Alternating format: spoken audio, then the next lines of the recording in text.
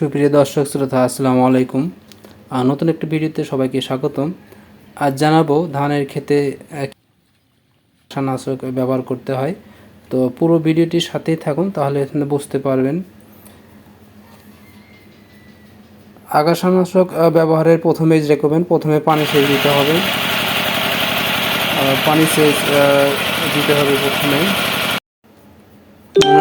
মনে রাখবেন, জমিতে ধান লাগানোর 3 থেকে 5 দিনের মধ্যেই কিন্তু ব্যবহার করতে হবে। আপনি দেখতে পাচ্ছেন, এবং জমিতে পরিপূর্ণ পানি দিতে হবে। যদি আপনার ছোট হয়ে থাকে, সেক্ষেত্রে আপনার অল্প পরিমাণে পানি দিতে হবে, কিন্তু প্রত্যেকটি গাছের বা ধানের গোড়ায় যেন পানি থাকে সেদিকে লক্ষ্য রাখতে হবে।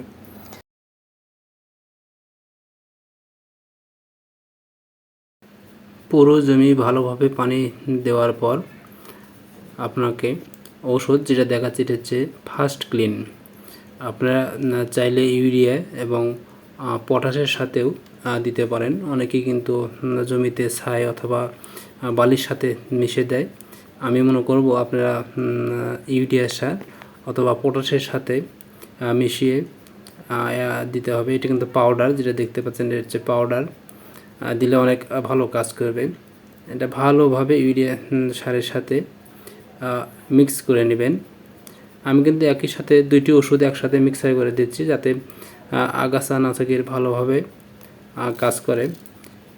এবারে আমি একটি যেটা দিচ্ছি, এটা হচ্ছে ছিলা।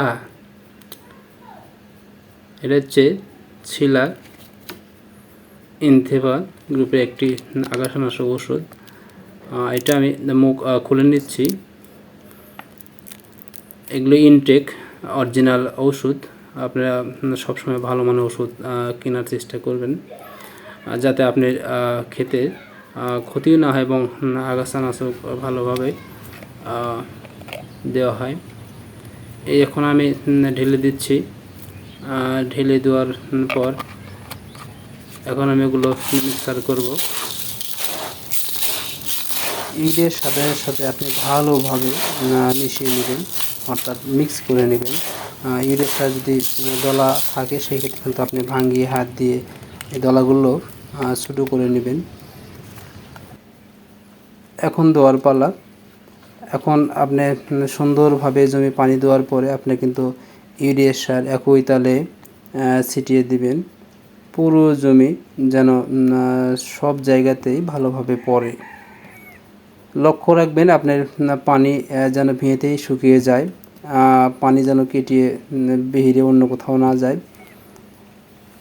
আমি একসাথে দুইটি ওষুধ এই জন্য দিলাম, দুটি কিন্তু আগাছানাশক, যাতে ভালোভাবে কাজ করে, জমির কোনো ক্ষতি না করে। আমি পাউডার সাথে এবং আমি তরলও দিলাম, যাতে ভালোভাবে কাজ করে।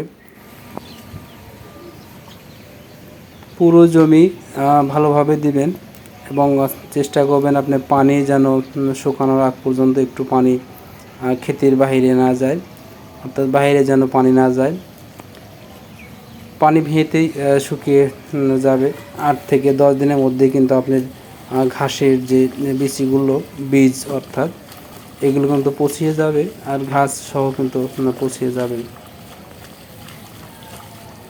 এবং ঘাস মারার পরে আপনি চাইলে জমিতে পরে পরিমাপ মতো রাসায়নিক সার ব্যবহার করতে পারেন।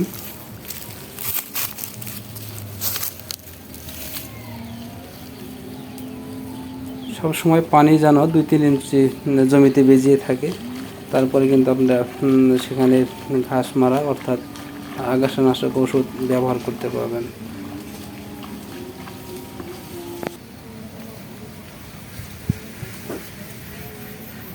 দর্শক শ্রোতা, সাথে থাকার জন্য ধন্যবাদ। নিত্য নতুন ভিডিও দেখার জন্য অবশ্যই আমার চ্যানেলটি সাবস্ক্রাইব করবেন। আজ এই পর্যন্তই। আসসালামু